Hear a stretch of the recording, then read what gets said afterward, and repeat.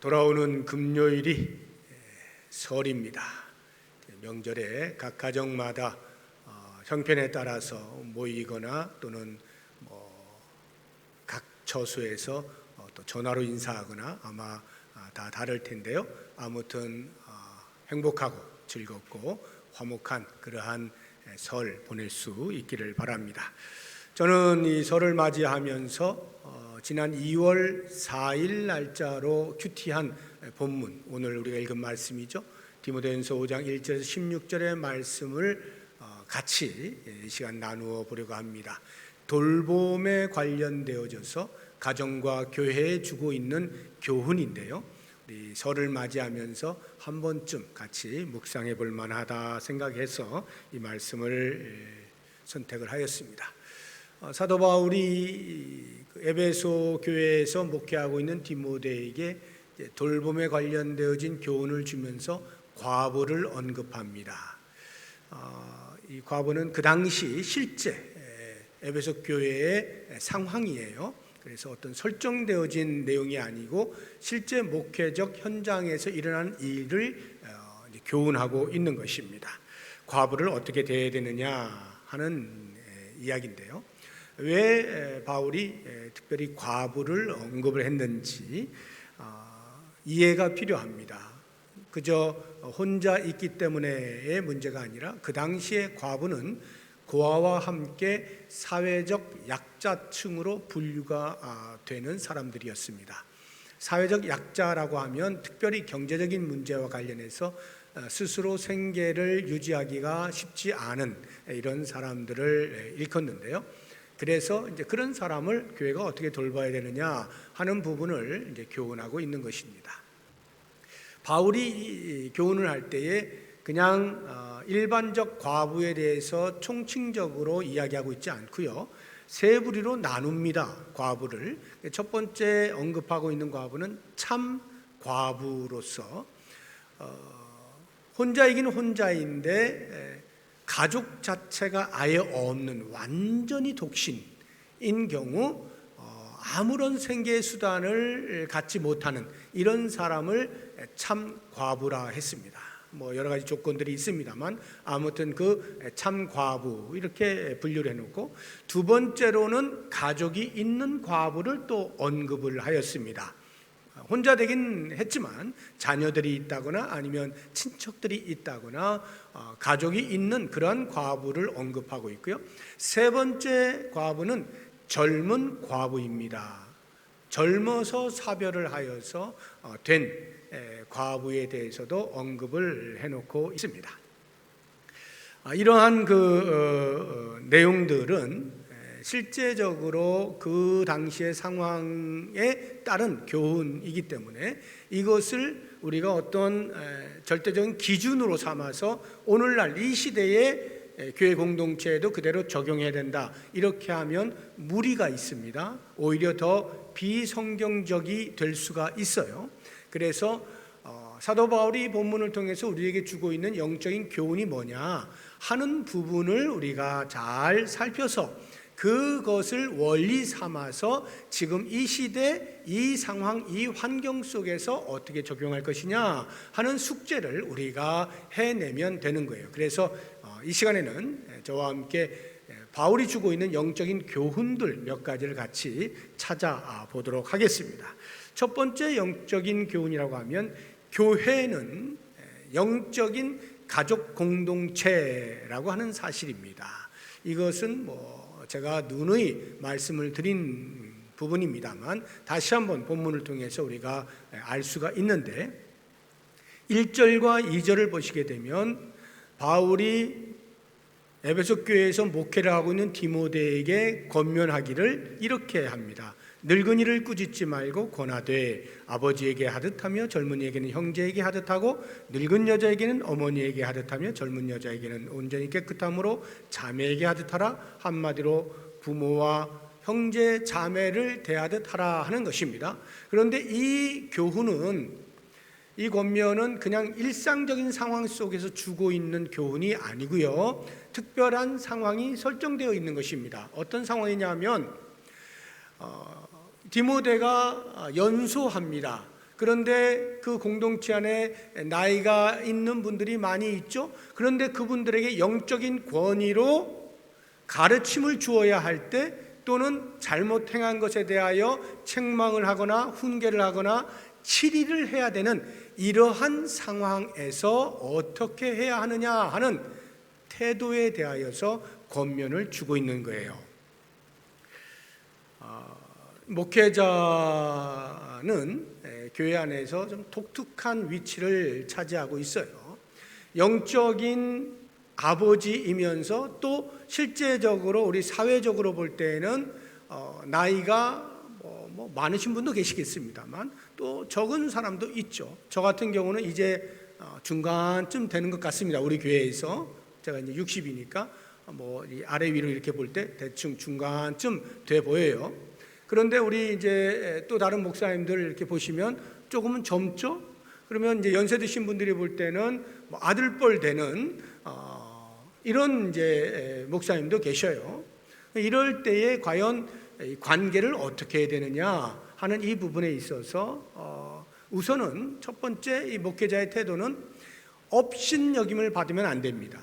연소하다 하여서 업신여김을 받으면 안 돼요. 이 말은 바꾸어서 성도들이 목회자가 연소하다 하여서 업신여겨서는 안 되는 것입니다. 우리 디모데전서 4장 바로 위에 보면, 앞에 보면 4장 12절에 이렇게 말씀하고 있어요. 누구든지 내 연소함을 업신여기지 못하게 하고, 바울이 디모데에게 권면하는 것인데, 당시 디모데가 대략 한 40세 정도로 추정을 하고 있습니다. 그러면 80대시고 90대신 분들이 볼 때는 아들, 손자 이 정도밖에 안 되잖아요.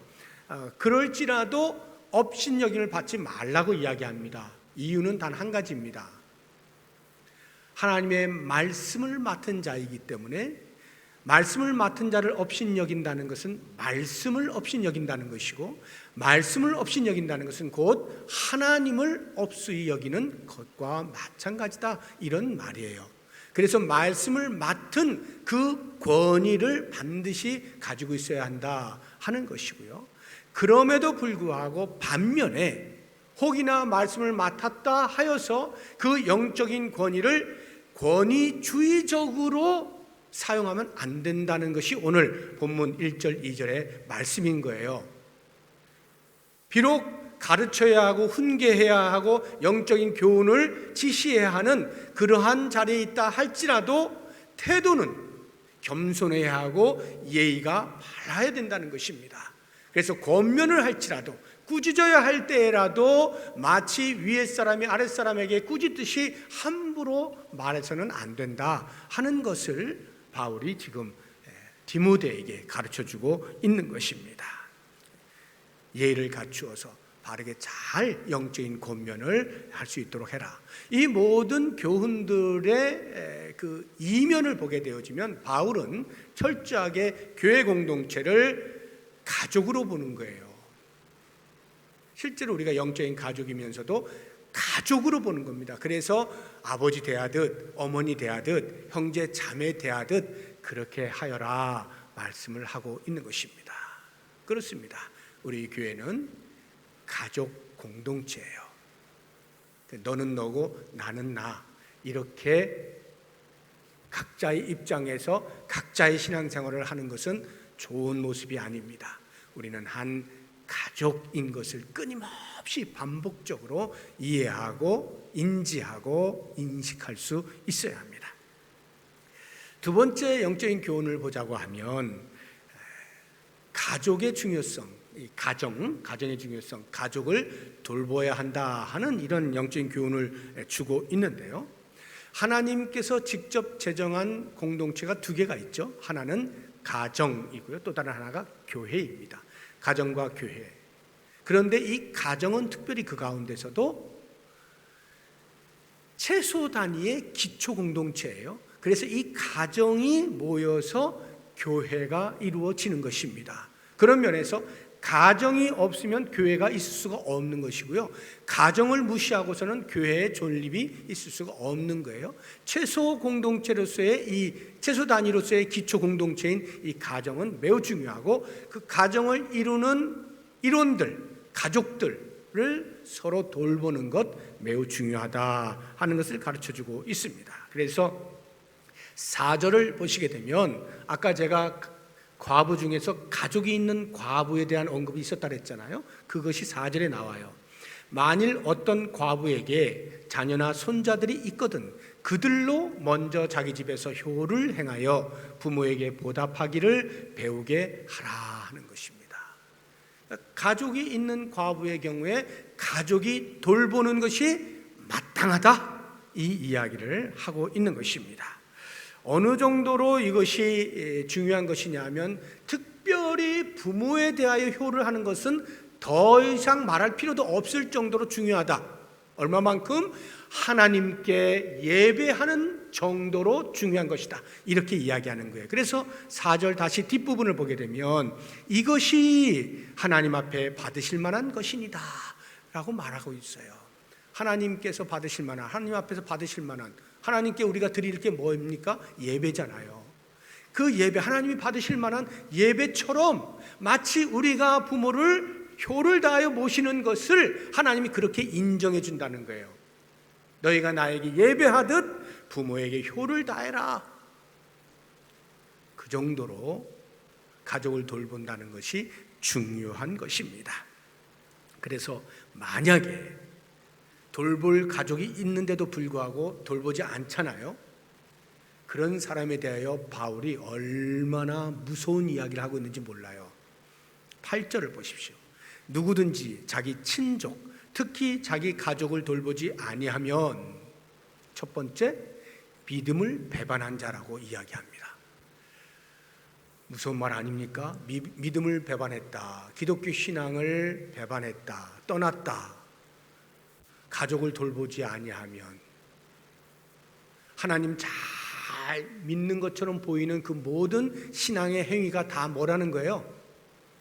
가짜라는 거예요. 가짜라는 겁니다. 그러니까 한마디로 성경의 정신, 기독교의 정신에 위배되는 행위라고 말하는 거예요. 가족을 돌보지 않으면서 나는 교회에 얼마나 많은 봉사를 하고 있는지 몰라 라고 말하는 것은 나는 가짜 신앙인이요, 이렇게 말하는 것과 다름이 없다는 뜻입니다. 두 번째로 바울이 말하고 있는 자기 가족을 돌보지 않는 사람, 불신자보다 더 악한 자, 이렇게 표현해 놓았어요. 불신자보다 더 악한 자. 마치 이제 불신자를 악하다라고 표현을 해 놓아서 조금 좀 불쾌하게 들릴 수도 있어요. 불신자가 들을 때는 아니 왜 우리를 악한 자라고 하는 거야, 이렇게 할 수도 있는데 여기의 의미는 이런 겁니다. 원천적 죄를 안고 태어났잖아요, 우리 모든 인간이. 그래서 죄를 범하며 살 수밖에 없는 존재잖아요. 그럼에도 불구하고, 부패한 양심임에도 불구하고 부모에 대하여 또는 가족에 대하여는 일반적 양심이 작동을 해서 효를 하는 게 보편적인 거예요. 간혹 부모에게 효를 하지 아니하는 그런 사람들이 있어서 신문지상에 뉴스거리가 되곤 합니다만, 우리가 일반적으로 볼 때 불신자들도 다 부모는 잘 대하지 않습니까? 그런데 그럼에도 불구하고 그가 가지고 있는 원천적 죄에 대해서는 해결함을 받지 못하고 있는 사람들이에요. 그에 비해서 성도된 자들은 예수 그리스도로 말미암아서 그 모든 죄로부터 깨끗함을 받은 깨끗한 양심을 갖게 된 자들이잖아요. 그런데 그러한 사람이 부패한 양심을 가지고도 할 수 있는 부모에 대한 효에 대하여 만약 하지 않는다면 그 사람들보다 훨씬 더 죄질이 무겁다, 훨씬 더 나쁜 사람이다, 이런 얘기예요. 더 신랄하게 표현을 하자고 하면, 우리말로 하자고 하면 사람도 아니다, 이 뜻이에요. 돌봐야 할 가족을 돌보지 아니하면 넌 사람도 아니야. 바울이 지금 그렇게 말하고 있는 거예요.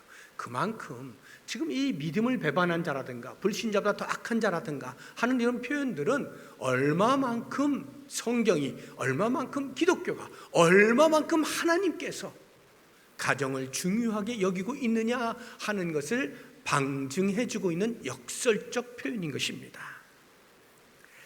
세 번째 우리가 생각해 보아야 할 영적인 교훈은 구제하는 것, 돌보는 것, 가난한 자들을 살피는 것, 이러한 것은 교회의 본질적 사명이다 하는 것입니다. 16절을 보시게 되면 만일 믿는 여자에게 과부 친척이 있거든 자기가 도와주고 교회가 짐지지 않게 하라. 이는 왜냐하면 교회가 할 일이 있는데 참 과부를 실제적으로 도와줘야 하기 때문이다. 이런 이야기예요. 그래서 이 구제는 선택이 아니라 본질이 되어야 된다, 필연적 사역이 되어야 된다 하는 말이에요. 우리 교회 핵심 사역 5개 가운데 4번째 봉사가 있잖아요. 그 봉사 안에 이 구제 행위가 포함이 되어 있는 거예요.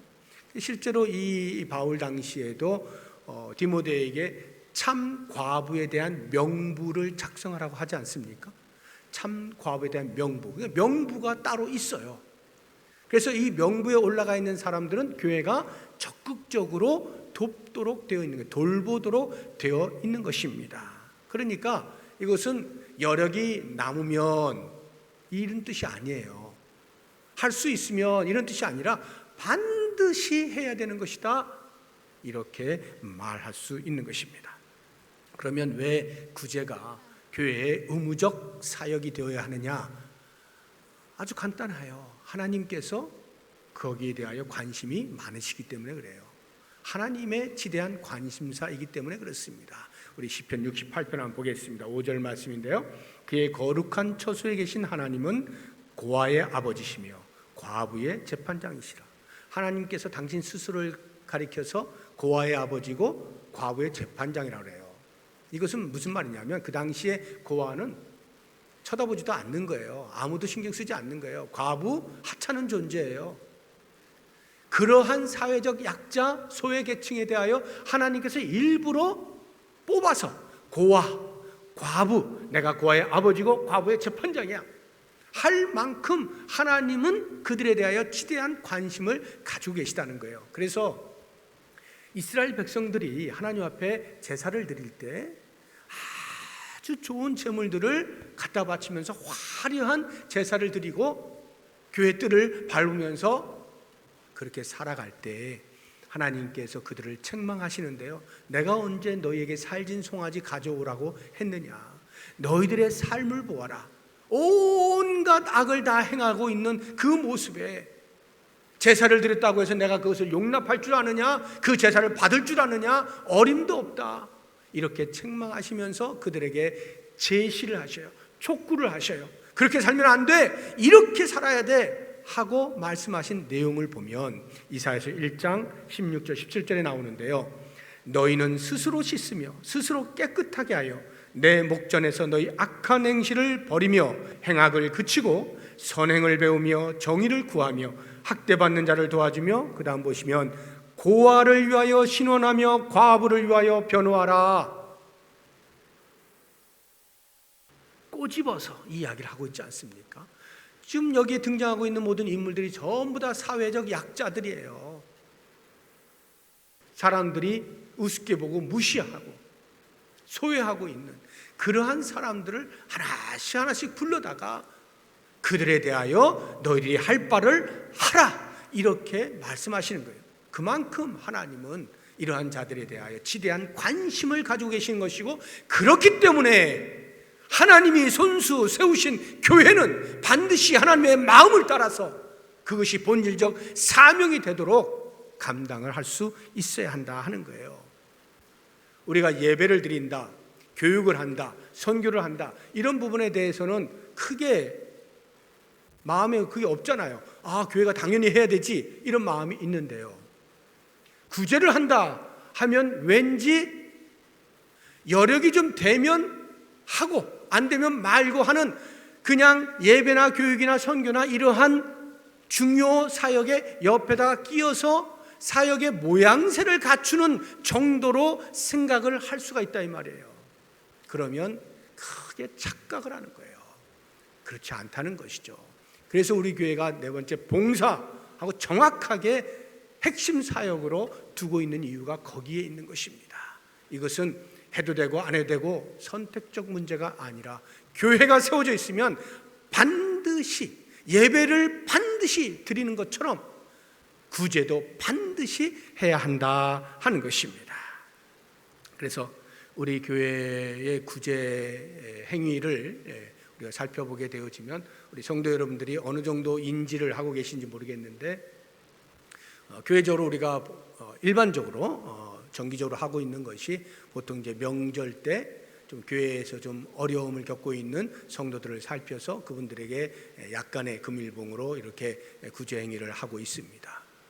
그리고 지역적으로 보자고 하면 우리 주민센터에 연 2회 이렇게 지원을 좀 하고 있습니다. 그리고 이제 어떤 특별한 경우가 발생했을 때 우리 교회가 이제 당회에서 결정을 해서 그 목적 헌금을 하죠. 그래서 돕고 이런 일이 있죠. 과거에 지금은 돌아가셨습니다만 고 유희자 권사님 백혈병으로 고생하시면서 병원비가 너무 천문학적으로 나왔을 때 그때 저희들이 같이 헌금을 해서 이렇게 한번 구제한 일이 있어요. 이러한 것들은 교회가 마땅히 해야 하는 일이다 하는 것입니다. 그래서 이런 이제 구제를 할 때에 우리의 이제 고민이 뭐냐면 어디까지 해야 되느냐 하는 부분이잖아요. 어디까지 범위를 어느 정도로 해야 되느냐 할 때 그것은 교회의 숙제입니다. 교회의 몫이에요. 교회가 결정하면 되는 거예요. 왜냐하면 한 교회가 이 땅에 있는 모든 가난한 자, 모든 약한 자를 다 돌볼 수가 없는 거거든요. 그러니까 그 한계는 각각의 교회가 선정을 하는 거예요. 우리는 여기까지를 하나님께서 우리에게 하라 하시는 범위로 보겠다라고 해서 적극적으로 이렇게 하는 것이죠. 그러다 보니까 중요한 게 뭐냐 하면 그 범위를 결정하는 결정권자가 굉장히 중요한 거예요. 우리 교회 같은 경우는 당회가 결정을 합니다. 그럼 당회가 결정할 때 그래서 당회 구성원인 장로님들, 저를 비롯해서 장로님들이 영적으로 민감해야 되는 거예요. 이 구제가 우리의 본질적 사역이로구나 하는 것에 대하여 깨달아야 돼요. 그리고 인식을 해야 돼요. 그리고 눈을 떠서 살펴야 되는 거예요. 우리 교회 안에 과연 어떤 사람들이 우리의 도움을 필요로 하는가 하는 부분을 잘 살펴야 되는 거예요. 그래서 그런 영적인 민감함, 긍휼과 자비의 민감함을 가지고 살필 때에 비로소 교회에 그렇게 어려움으로 인하여서 아무도 돕지 않는 것으로 인하여 신음하는 사람이 안 생기게 되는 거죠. 그런 교회 공동체가 좋은 공동체고 화목한 공동체가 될 수 있겠죠. 그래서 우리는 이런 구제 이제 대상들을 우리가 선정을 할 때에 오늘 말씀이 여러 가지 힌트들을 줘요. 절대적인 기준은 아닙니다. 뭐 참 과부의 명부를 이렇게 보게 되면 조건들이 상당히 까다롭습니다. 60 이하는 안 되고 한 남편의 아내였어야만 하고 뿐만 아니라 경건의 생활을 날마다 해서 늘 주회전에서 기도하고 이런 생활을 해야 되고 또한 선한 행실에 대한 증거가 있어서 뭐 자녀를 잘 양육을 했다든가 아니면 나그네를 대접을 했다든가 성도들을 잘 섬겼다든가 등등의 여러 가지 선한 행실들에 대한 증거가 있는 이러한 사람들을 대상으로 명부에 올리도록 이야기를 했어요. 이런 것은 지금 우리의 상황에서 또 적용해서 이렇게 만들면 되겠습니다만 아무튼 우리 성도들이 공감할 수 있을 만한 그러한 대상들을 잘 선정해서 최선을 다하여 돌보는 것, 이것이 교회가 본질적으로 해야 할 사명이다 하는 것입니다. 제가 한 3가지 정도의 영적인 교훈들을 말씀을 드렸는데 이런 것을 토대로 해서 제가 이제 결론의 말씀으로 정리를 좀 해보면요, 가정이 되었든 교회가 되었든 하나님께서 제정하신 이 교회, 이 공동체는 화목한 것이 매우 중요합니다. 평화로운 것, 화목한 것. 하나님을 한 아버지로 섬기고 있는 가족들이 당연히 화목해야 되겠죠. 우리 가정에 화목해야 되겠죠. 그러자고 하면 어떻게 될 것이냐? 저절로는 안 된다는 거예요. 저절로 그냥 가만히 앉아 있는데 화목하게 될 리가 만무하죠. 서로 돌보는 일이 있어야 되는 거예요. 관심을 가지고 배려해주고 이러한 일들이 있을 때에 화목해질 수가 있다는 것을 알 필요가 있어요. 그래서 이러한 돌봄을 실행할 때, 가정 안에서든 교회 공동체 안에서든 돌봄을 실행할 때 반드시 기억해야 되는 것, 이것만큼은 꼭 배제하십시오 하는 3색을 제가 말씀을 드릴 거예요. 3색은 꼭 배제를 해야 돼요. 첫 번째 색은 인색입니다. 인색을 배제해야 돼요. 그래서 사도 바울이 예루살렘 교회 어려운 그 상황 속에서 그들을 돕기 위하여 연보를 거두잖아요. 그러할 때 고린도 교회 성도들에게 이렇게 권면을 합니다. 고린도후서 9장 7절인데요. 각각 그 마음에 정한 대로 할 것이요 인색함으로나 억지로 하지 말아라. 하나님 즐겨내는 자를 사랑하신다. 인색하게 하지 말아라. 그건 도와도 돕는 것이 아니다. 돕는 자도 손해보는 것이고 도움을 받는 자도 껄끄러운 것이죠. 인색함을 버려야 됩니다. 두 번째 버려야 될 것은 정색입니다. 정색이 어떤 의미인지 말씀을 먼저 보도록 하겠습니다. 마가복음 14장 7절인데요. 가난한 자들은 항상 너희와 함께 있으니 아무 때라도 원하는 대로 도울 수 있거니와 나는 너희와 항상 함께 있지 아니하리라. 예수님께서 제자들에게 하신 말씀인데요. 마리아가 향유컵을 가지고 와서 깨트려 예수님께 부으니까 300데나리온이나 되는 가치를 그냥 씻는데 써버린, 낭비해버린 그 마리아를 향해서 제자들이 화를 내는 거예요. 책망을 하는 거예요. 정색을 하면서 어떻게 이렇게 낭비를 할 수가 있느냐 하는 거예요. 그때 예수님께서 하신 말씀이 오늘 우리가 읽은 이 말씀이에요. 나는 너희와 항상 같이 있지 못해.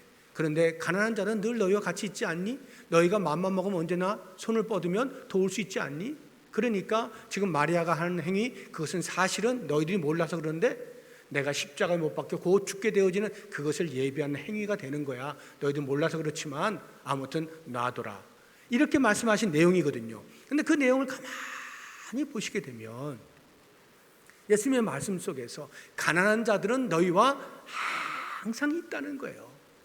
이 말의 의미가 뭐예요? 항상 있으니 어떻게 하라는 거예요? 그냥 그런 대로 살아, 이 뜻일까요? 아니요. 너희들이 항상 그들에 대하여 돌볼 의무가 있는 거야. 너희들은 그들을 늘 돌보아야 돼. 이 이야기가 전제되어 있는 이야기라는 말이죠. 그렇습니다. 우리 교회 공동체 안에도요, 가난한 자들은 언제나 있어요. 물론 상대적입니다만은, 상대적 가난이죠. 절대적 가난은 말하기가 쉽지가 않아요. 상대적 가난입니다만 아무튼 도움을 필요로 하는 자들이 공동체 안에 반드시 있어요. 지역 사회로 나가면 더 많죠. 그러한 사람들이 항상 있는데 그들에 대한 돌봄의 책임이 너희에게 있다, 이렇게 말씀을 하고 있는 것이거든요. 그러니까 정색을 하면 안 되는 거예요. 네가 나하고 무슨 상관이 있어? 그 사람이 우리하고 무슨 상관이 있는데, 이렇게 정색을 하면 안 되는 거예요. 늘 우리 옆에 있는 그들에 대하여 눈을 열고 바라봐야 되고요. 마음을 열고 받아들여야 되고, 어떻게 하면 도울 수 있을까를 끊임없이 생각을 해야 하는 것입니다. 세 번째 우리가 배제해야 될 색이 있어요. 그것은 생색입니다. 생색을 내면 안 되는 거예요. 마태복음 6장 3절 4절 말씀 보겠습니다. 너는 구제할 때 오른손이 하는 것을 왼손이 모르게 하여 내 구제함을 은밀하게 하라. 은밀한 중에 보시는 너희 아버지께서 갚으시리라. 왜 은밀한 중에 하라고 하실까요? 그것은 자기 자랑으로 가지 않기 위하여서죠. 자기 자랑이란 이미 속은 없고 껍데기만 남아있다 하는 뜻이에요. 그것을 우리가 생색이라고 표현하잖아요. 그러니까 구제할 때에 생색용으로 해서는 안 되는 거예요. 개인이 하든 교회가 하든 생색용으로 하면 안 되는 거예요.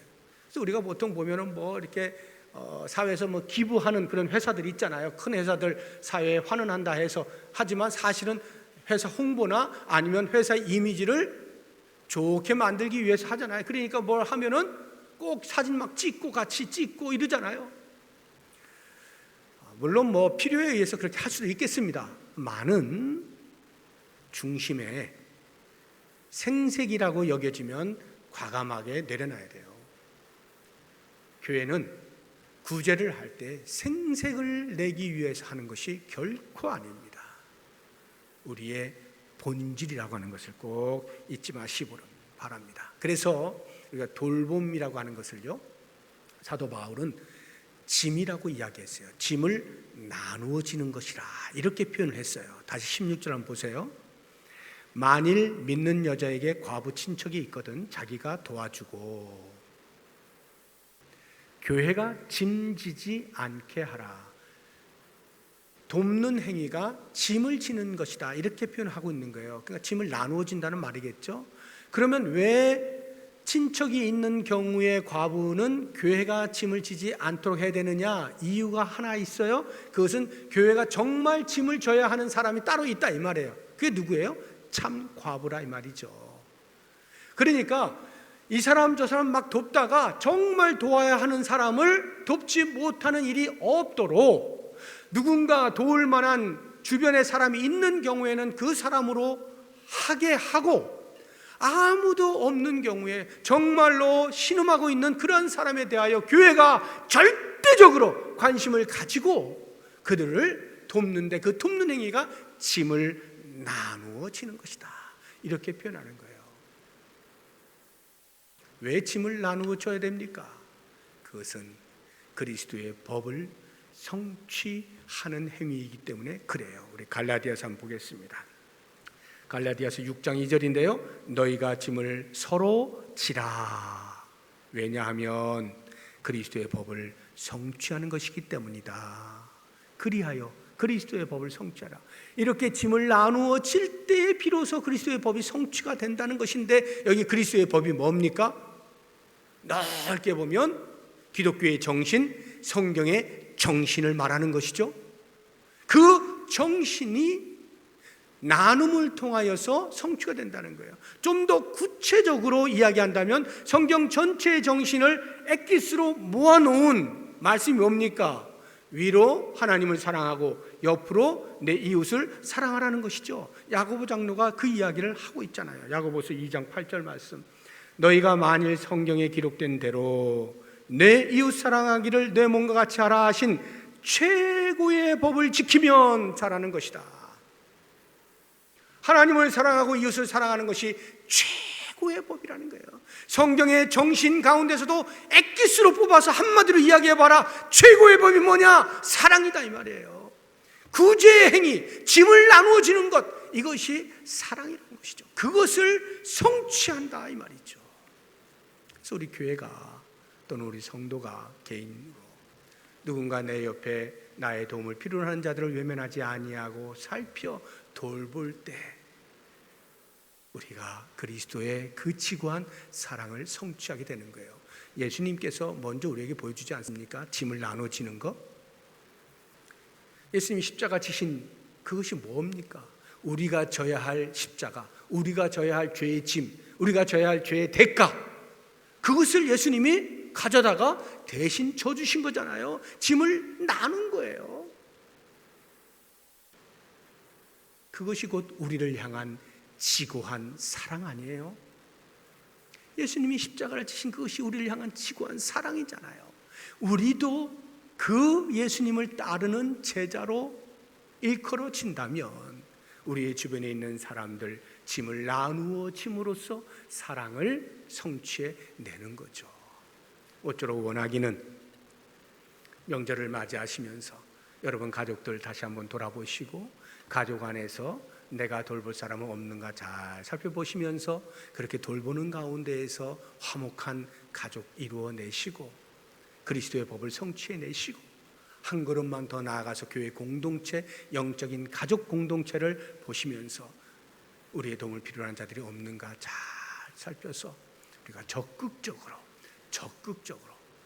참 과부된 자들을 돌볼 수 있는, 그래서 하나님께서 교회를 세우신 그 목적에 부합하고 기뻐하실 수 있을 만한 귀한 사랑을 성취해내는 우리 모두가 될 수 있기를 주의 이름으로 축복합니다. 기도하겠습니다. 하나님 아버지, 명절을 앞두고